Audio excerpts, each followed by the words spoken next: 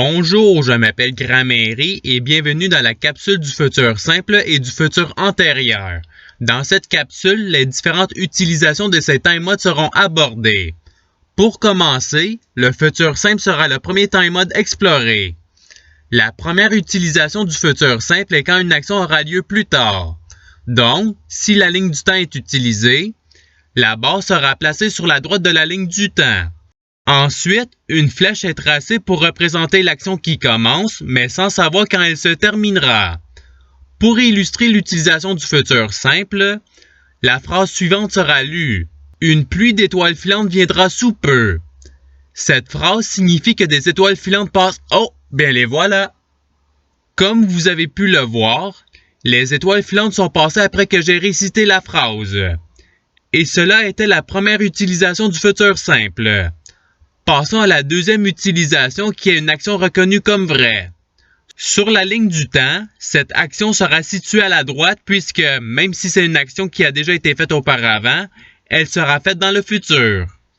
Pour illustrer cela, si je lis la phrase suivante, la lecture se fera comme suit. Les êtres humains consommeront toujours de l'eau pour vivre. Cette consommation peut être de boire de l'eau, d'utiliser l'eau pour se laver, etc. Et c'est tout pour le futur simple. Passons à présent au futur antérieur. Avec ce time mode, il y a une seule utilisation. Cette utilisation se fait pour une action terminée qui se fera avant une autre action plus tard. Donc, si je prends la ligne du temps, le futur antérieur est représenté par une barre qui indique le commencement de l'action et une autre barre qui indique la fin de l'action. Ce time mode est placé avant le futur simple.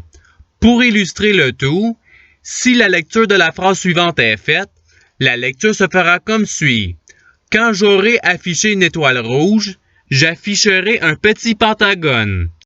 Après avoir récité ma phrase, vous pouvez voir que l'étoile rouge vient d'apparaître. Le pentagone apparaîtra sous peu. Le voilà. Et c'est tout pour cette capsule. Je souhaite que cette vidéo ait pu vous aider dans votre apprentissage de la langue française. Si vous voulez, il y a d'autres capsules sur d'autres sujets qui vous attendront sur ma chaîne. Cela dit, je vous souhaite une bonne journée ou soirée. À la revoyure!